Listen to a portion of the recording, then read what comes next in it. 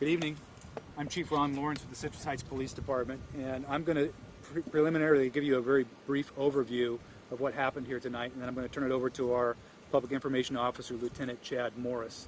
So I want to start by saying this was a very scary event, very dangerous event. This highlights and underscores the dangers that police officers face every day, and this is a really serious event where we have suspects with a firearm.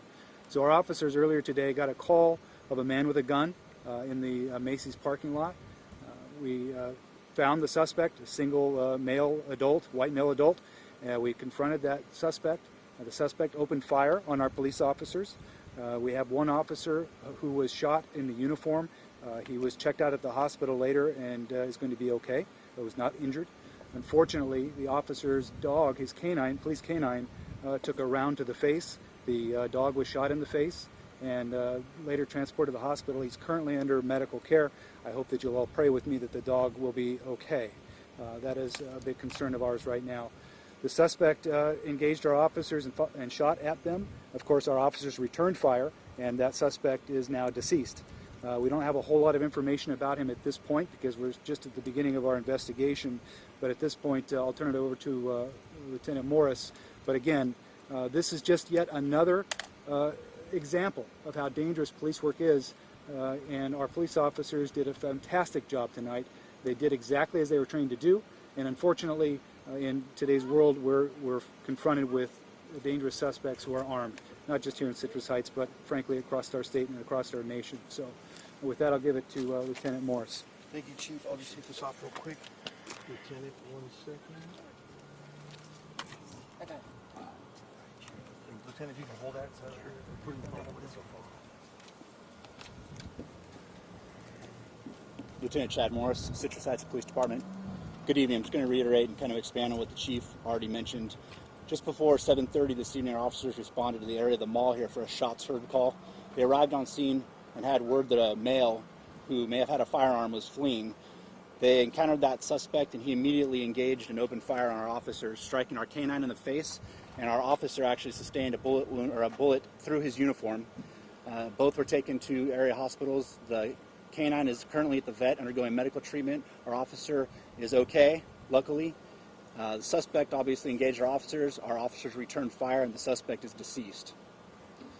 At this time, we'd like to thank our allied partners, the Sheriff's Department, Rancho Cordova, Folsom, and the Highway Patrol for assisting us with this scene. And I'll take any questions if you have any. When you say shot through the uniform, are you saying that his or her bulletproof vest stopped the bullet? No, actually the bullet went through his shirt, and actually, so the outside of his bulletproof vest, but in the slack area of his uniform, if you will, it went through the uniform. Okay, and then the canine officer's name? Canine officer's name, we're not releasing that at this time. When you guys say you had reports of a man with a gun, did you guys see the gun? Was he firing at you at that point in time, or once you started chasing him? The initial call was a shots heard call. When they arrived in the area, they saw the suspect and the gun. He immediately engaged him, opened fire on our officers. At that point, they returned to fire. There was no question what you guys had to do? No question. We're just feel extremely fortunate that our officer and hopefully our canine will be okay. Do you know how many times he might have shot at officers? Were you talking to him at that time, telling him to put the weapon down, or? I don't have any information distinctly on that, but what I do know is that when our officers arrived on scene, they were immediately engaged in gunfire.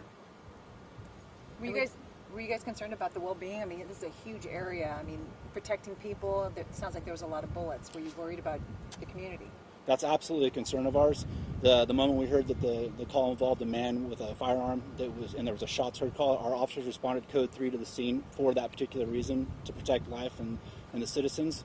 And unfortunately, when they arrived on scene, that person engaged them and started shooting at our officers. So very unfortunate, but like I said, we're grateful that our officer's okay, and hopefully our canine will be okay. And then again, this was in the Macy's parking lot, or where exactly was he spotted? I'm not sure exactly where they first spotted him, but I know it was in the vicinity here at the mall. We heard that a bullet grazed a lady's car, and she had a child in the car. Is she okay? As far as I know, there was a bullet that went through a windshield, and that person was taken to an area hospital for precautionary measures. My understanding is that she's okay, but obviously our heart goes out to her as well. In terms of the handling of the area? The mall wasn't shut down or anything like that? Evacuated any of these other businesses as this went on? This happened so quickly. Like I said, our officers arrived on scene. They immediately encountered this person. The shooting took place, and then immediately the area was locked down. Okay, and the mall hadn't reported any problems with like a strange suspect or somebody acting erratically before, person with a gun? Now, my understanding is the reporting party was the initial person who had the information. They reported to us that they heard shots fired, and they saw what they thought to believe was a firearm, and that's what we were responding to. Okay, and that was all outside of the mall? Yes. So give us a timeline, I guess. Let's just say that the first call came in with the guy at 7:05. I don't know. Did this all happen in like 10 minutes, 15 minutes? So I don't know the exact time frame, but I know that the call came in right about 7:25, and our officers were on scene within moments, and they immediately encountered who they believed to be the suspect, and that person turned and began firing on them.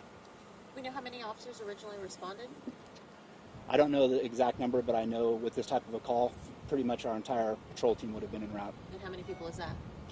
I believe at that time there's probably, well, I don't want to say because I'm not sure exactly how many. We have an overlap of shifts. I'm not sure exactly. But roughly? At least 5 Okay. On the would be my heels, estimate. on the heels of Officer O'Sullivan's shooting death, I'm sure that you guys were all on edge and nervous and wanting to take care of each other. Absolutely. I mean, obviously this is a dangerous job, but when we respond to something like this and we hear one of our officers was possibly shot, we know that he's going to the hospital, that tugs at our heartstrings, absolutely. And then obviously our canine, so we're concerned for them, but we're concerned for the well-being of the public, and we're just glad that this, obviously a very unfortunate situation, but you know, went as well as it could, and we're just glad that our officer and that individual in that vehicle appear to be okay. And the last thing I'd like to say in closing here is that if there's anybody out there in the public who saw anything or may have more information as to what might have transpired, we urge them to call and then call our non-emergency line at 916-727-5500. Thanks, Lieutenant. Thank you. Thank you. Thank you, sir.